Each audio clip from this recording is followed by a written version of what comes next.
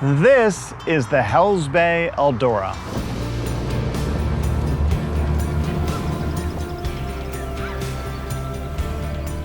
Got him. Nice. That was perfect. That was perfect. This is the smallest, lightest, most extreme skiff in the entire Hells Bay lineup. And today I'm going to tell you all about it.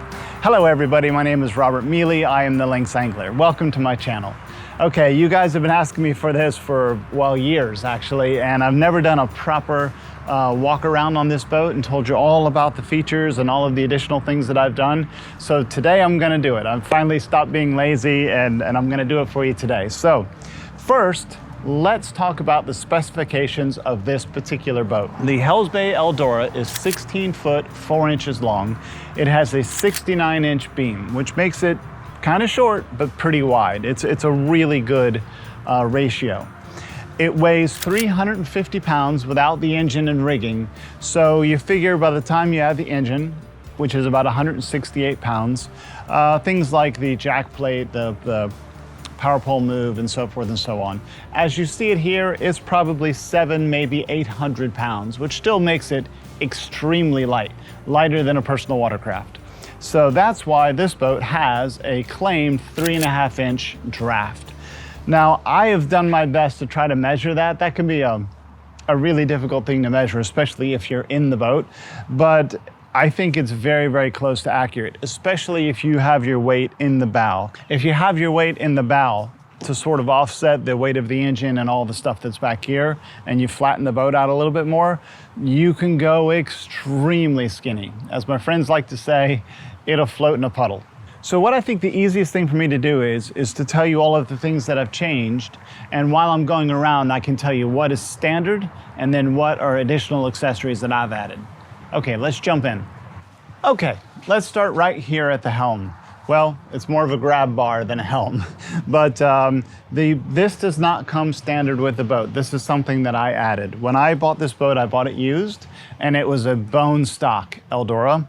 And you don't need this, but I have to have a place to put my fish finder. I mean, I'm a guy who gets lost in my own backyard. I would definitely get lost without this thing. I don't care how many times I fish an area, all those mangrove islands just start to look the same. So I really need this to know where I'm going. In the beginning, I had it mounted on a crate that I just kind of put in the middle of the boat. One of my kayak crates I put it on, but this is a much better solution. It also gave me a place to put my switches. Here I have my trim tabs. I have my engine tilt, and then this is from a jack plate. And these are all 4 switches that I'm constantly using while I'm driving. So I can drive with my left hand and I can control the switches with my right. The other thing is if I'm not using the switches, I have a nice place to grab a hold of because it just feels much more secure when you're racing across the water that you have something to hold on to. For those first couple of months, I didn't. And you're just kind of sitting there like trying to figure out what to hold on to with your hand. There really isn't anything to hold on to. So you just have an engine in your hand and then you're just floating on top. Now, I was fine. I didn't run into anything. You're very unlikely to run aground on this boat because it's so shallow, but I just feel a lot safer grabbing a hold of this bar. I don't think it cost me that much in weight. Maybe the bar weighs 15 pounds or something, but Hells Bay did a beautiful job wiring it for me and putting it in, and it's a great additional accessory, but this does not come with the boat stock. Let's talk about this hull real quick, because this really is the Hells Bay magic. This is the special sauce right here.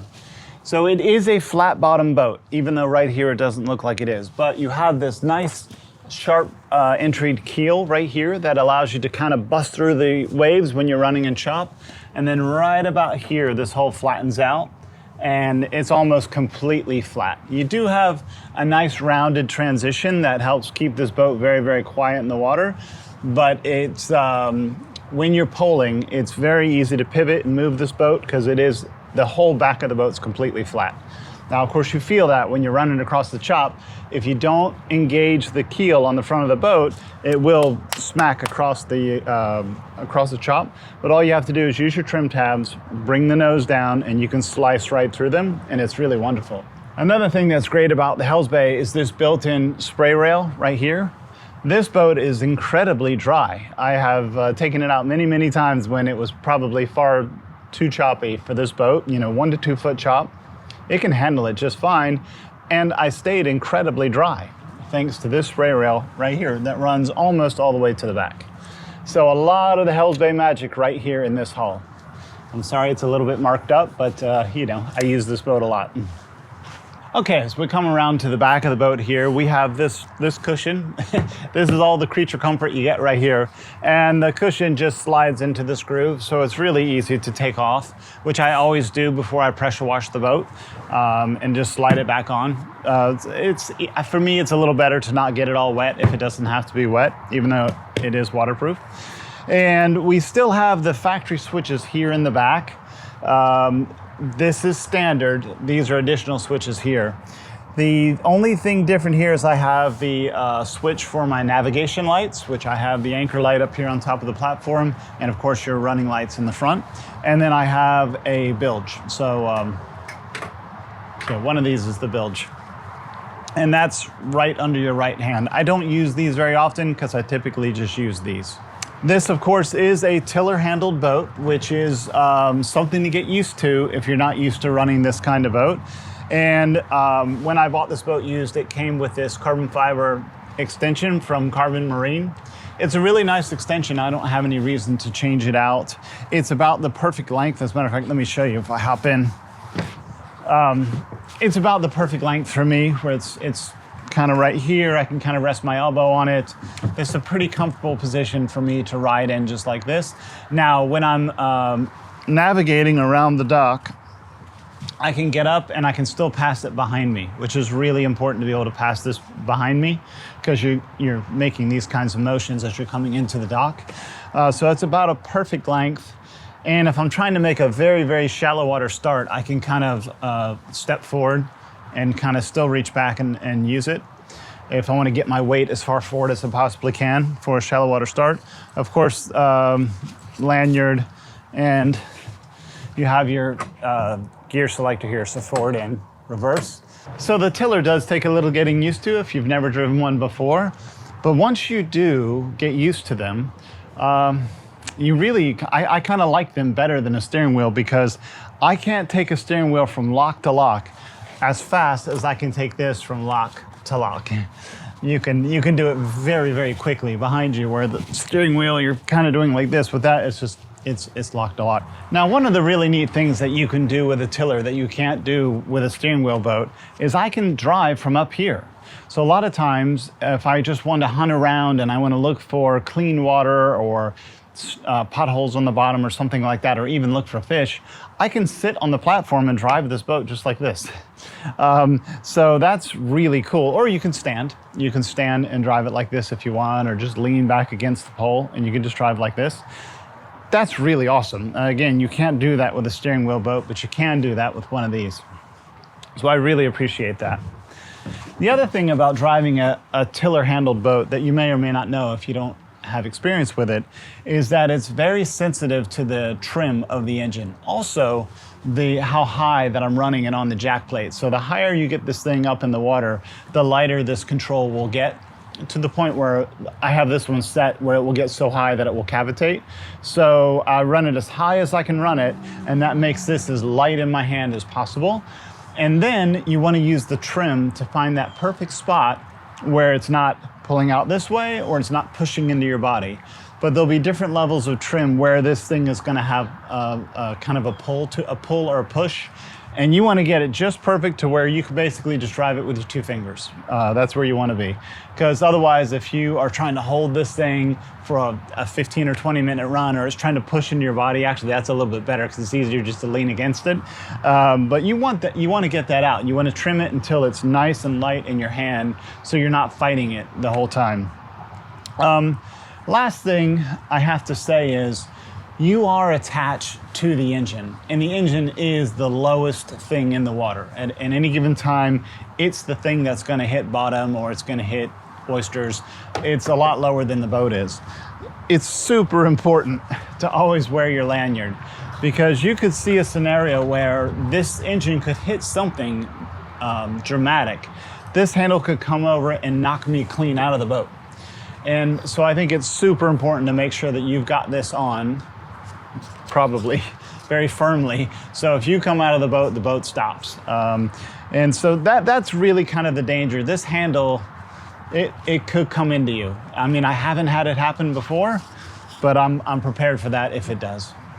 All right, as we come around to the back of the boat, let's first talk about the things that are standard. Again, this 25 horsepower Yamaha tiller is standard, and the trim tabs are standard. And the trim tabs are very important on a boat like this. It's such a small and lightweight boat that it is very sensitive to loading and how you weight the boat. As a matter of fact, just my weight being on the right side of the boat is enough to kind of want it to ride like this. So just a little bit of down on that tab and I can just level the boat out. So it's really, really important, not only for the whole shot, because again, you want to push those tabs down, run the jack plate up high, have the motor tucked in for the flattest rides that you possibly can. So the tabs are super important for getting up shallow, but even just controlling the ride when you're running, they're very important. So those are great trim tabs. I've not had any problem with them at all. Now, the things that I've added this Atlas micro jacker, jack plate. I think that's what they call it. Yeah, the Atlas micro. And that is, again, critical for this boat to be able to get up and run in very, very shallow water. I don't have it. I'll go ahead and raise it real quick so we can see the maximum. Okay. So yeah, that's as high as it gets. And at that level, it's going to cavitate quite a bit at that level, but I can still slip it. Even though it's cavitating, I can get the boat moving and onto plane, and then at which point I can start to kind of feed it down a little bit more. But if I'm in a very, very shallow flat and I want to kind of get out of there, I can trim this thing way up and be taking just, I mean, that looks like about 4 or 5 inches of water that skeg is down. So that helps out a lot. Okay. Other things that I've added this Power Pole Micro. I really like the Micro. I know a lot of people have issues with them, but I don't. I've not had any problems with this. It's been very reliable. People told me I was gonna break the bracket off. I haven't. I've not had any issues with this. I like to laugh that, Power Pole says they're, what do they say, silent, swift, secure, whatever. Well, regular power poles are anything but silent. They're really pretty noisy, but you know what, this one is, it's pretty silent. I mean, it's not silent, but it's very quiet, especially compared to the standard ones. I appreciate that quite a bit. I think it's because this boat is so light, it just isn't putting a lot of force through this pole. And I'm not out there trying to anchor off in, seas or something. I'm just in nice, calm water lagoons usually. So I've had no issues with this. I would say the only pain in the neck is just having to take it in and out when at the end of the day or the beginning of the day, I have to take it in and out of its holder. So I would say that's the biggest pain, but that's not really even that big of a pain. So that is what I've added onto the stern of the boat. This Tibor push-pull holder comes standard, as does, of course, the navigation light. And things like this are just holders for my cameras.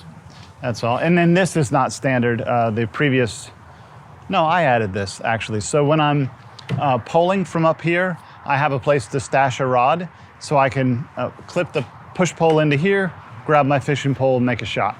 So really, that's there for me. I don't really do any kind of live bait fishing out of this boat, but I guess if I did, then I could use this right here.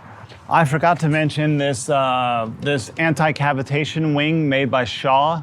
It's called a Shaw anti-cavitation wing. I added this and I feel like it really, really helped. It helped me run the engine probably a good inch higher, maybe 2 inches higher than I could without it. It kind of keeps the water trapped in there with the propeller. And it also helps prevent bow rise. So I find that with the trim tabs down and this down, the boat has very little bow rise. Now that's super important because the bow rising is driving the back of the boat into the ground. And that's the biggest problem with trying to get up shallow, is trying to get the boat to come up on the plane as flat as you possibly can. And this anti-cavitation wing really helps with that. And of course, the stainless steel propeller is not the one that came with it. And I am gonna have to do a lot of digging to find out exactly what pitch and size that is. I'll put those in the comments below when I find out. As we come around, let's go ahead and hop in and we'll talk about a couple things in here. One of the things that I should talk about that you'll notice is I have this aqua traction flooring all over the boat. Now, something that makes the Eldora unique is that this boat does not have a liner, okay? So where I'm standing on right now, I'm standing on the other side of the hull. Most boats are gonna have a hollow section. They're gonna have a liner that holds the seats, the floor, all of that kind of stuff. But in order to keep this boat to such an extreme weight, that's the reason why this boat weighs 350 pounds and all the other Hells Bay models weigh 600 pounds basically, is because this has no liner in it. It's just pretty much the hull and the cap that you see here on the top. But the problem with that is, this floor, they can't really put the non-skid on it like they would if it was a linered floor. So you're gonna have this raw floor, like this material right here where you can see the weave of the fiberglass. It's a very unfinished kind of floor. So from the factory, they give you a C-deck floor. When I bought this boat used, it had that C-deck in it, but it was pretty torn up. It was stained badly. There were chunks of it missing because the C-deck it's a little bit more of a fragile product. I went with the aqua traction because it's a denser foam, it's a harder foam. So maybe it's not quite as soft on your feet, but I think it's going to hold up and last a lot longer. Again, this is about 3 years old now, and I've not done anything to it. As you can see, I haven't really cleaned the boat other than just my normal weekly cleaning. And so there are a few stains in it here. I can get those out with a little bit of the Zepp orange degreaser. We'll take that stuff out if I want to spend the time. I normally don't. But anyway, so standard would come with a C-deck floor. I upgraded to this aqua traction and I put it almost everywhere just cause I thought it looked cool, and you know, I wanted to be like my hero CA. And this boat is basically a replica of his boat other than a different logo on the front. While I'm in here, let's talk about this Yeti loadout box. Not that I think there's anything special about this box, it's just when all you have is this small compartment in the back. And I should say that the standard configuration of the back is just an opening like we have in the front. There's not even supposed to be a door. The person who built this boat opted for this hatch in the back.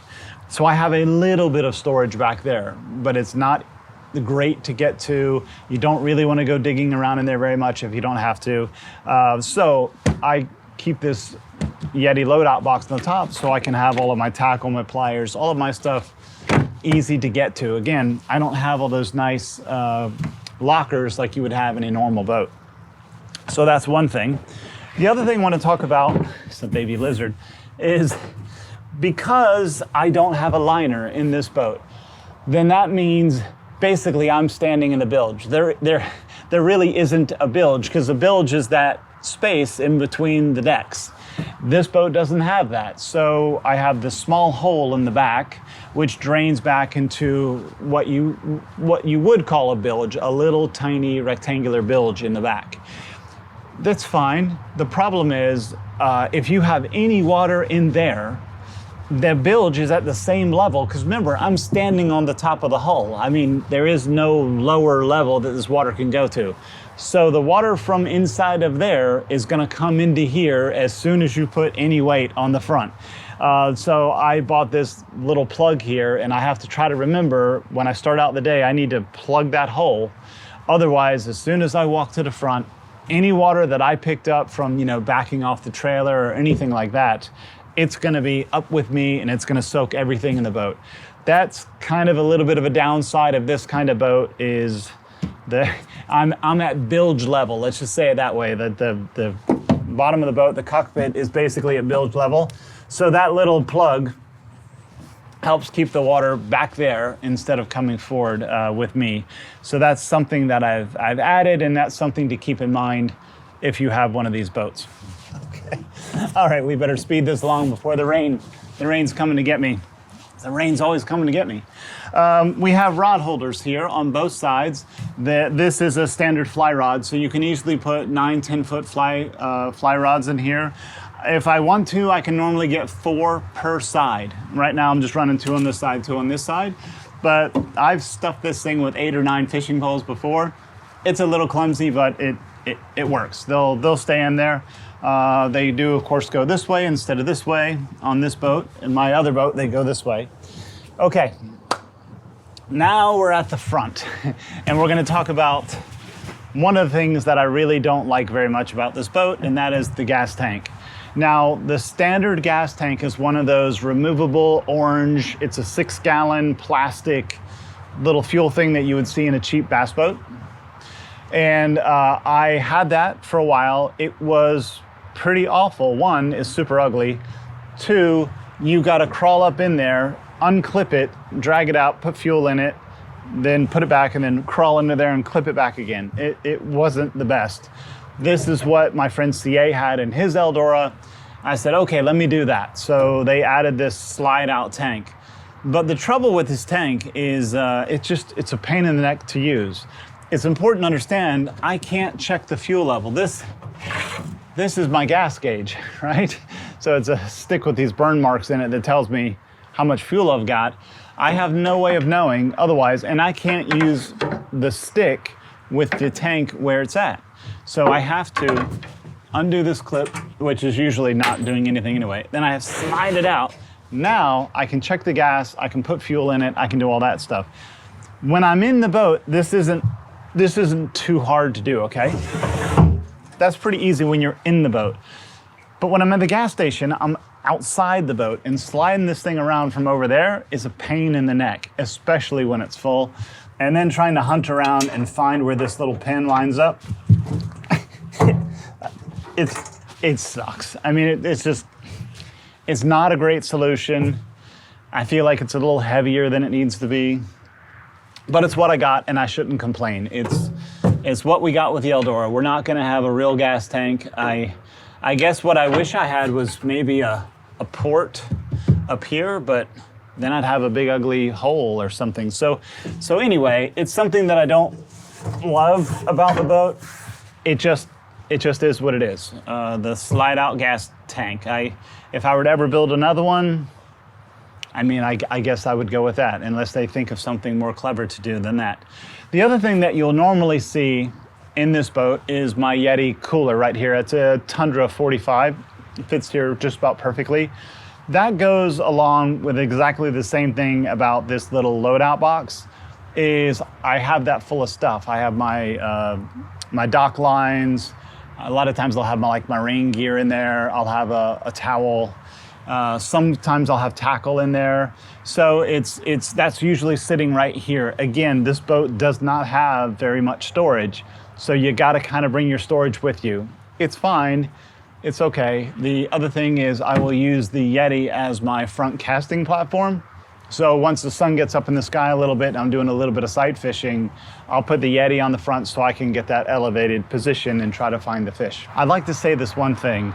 This is, for a little boat, this is a huge cockpit. I really, even though I miss that I don't have any storage, but I have all this room to run around in here. When I get on like a professional, or I tried the Whipray last summer, and you have a big center console right here in the middle, it's strange how much of this gets eaten up, and it feels much more crowded. This boat feels very, very roomy because there's nothing in here. Sometimes I will run, I have one of those heavy-duty Yeti, I don't remember what they call it, but it's a foldable chair. And sometimes I'll run that right here. If I have a guest with me and I want them to have a little bit more comfortable ride, then I'll bring the chair. Otherwise, they get to sit on the cooler. They normally get to sit on the cooler.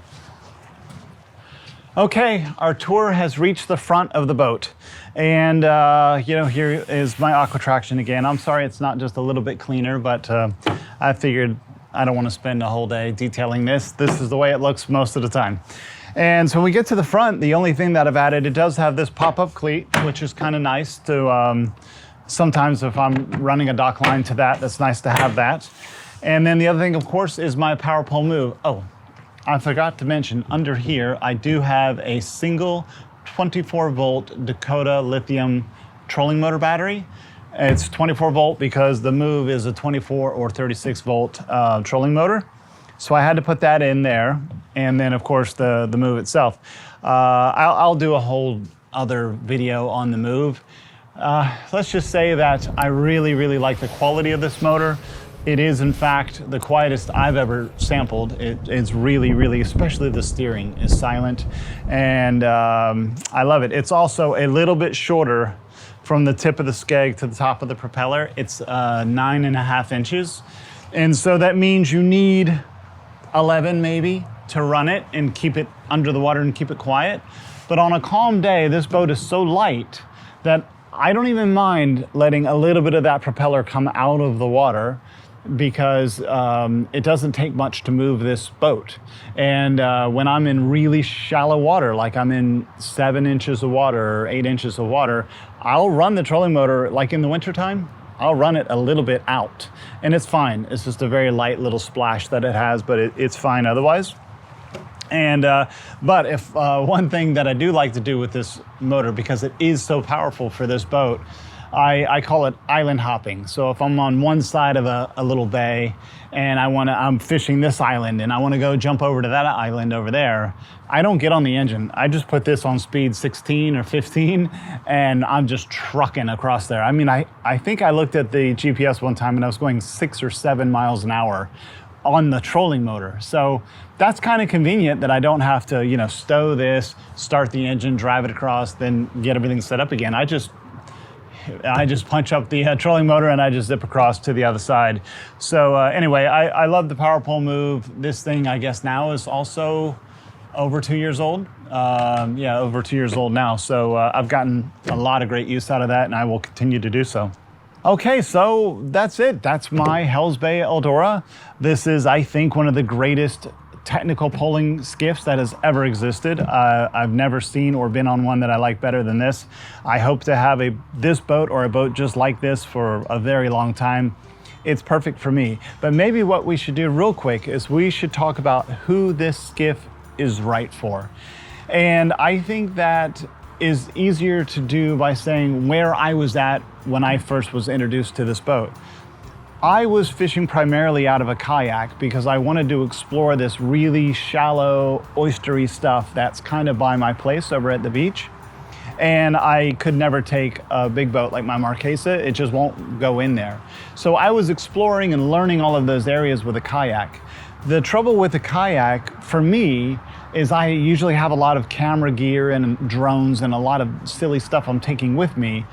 And there's just only so much space on a kayak for that kind of gear. So I was always pretty crammed in there. And also just the time, you know, you really are kind of limited in the radius that you're willing to go away from your truck. So the first time I went for a ride in this boat with my friend C.A. Richardson at Flats Class, I couldn't believe how shallow this boat went. And I realized right there that day, it will go anywhere my kayak will go. It will just get there a lot faster and I can carry a lot more stuff and I can take another person fishing with me. Because there's one thing about kayak fishing. You can go kayak fishing with your friend, he's on a kayak and you're on a kayak, but you're not fishing together. You just both happen to be kayak fishing in the same zone, but you're not fishing together like you are on a boat. You know, you can't just chat with them. It's nothing like actually fishing with somebody on a boat.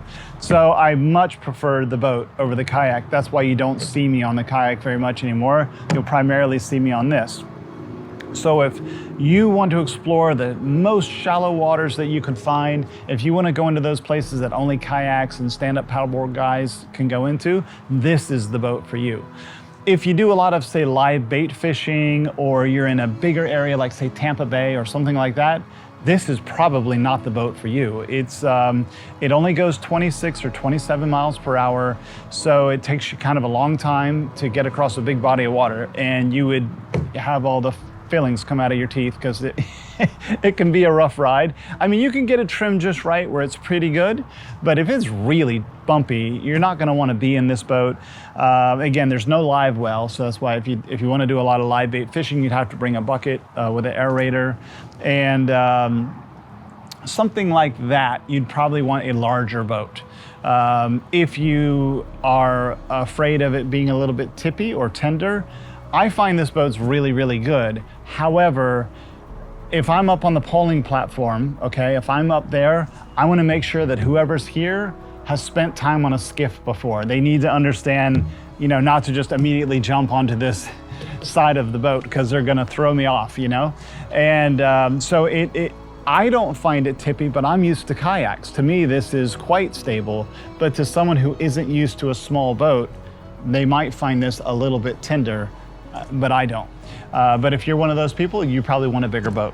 So that's it. The rain has started. Hopefully this is a good take and I've done a good job here. If I have, make sure you give me a thumbs up. I promise I'm gonna continue to try to make more videos for you guys and take you on more and more adventures. So don't forget to subscribe, hit the bell notification. And again, thank you so much for coming along and I'll see you next time.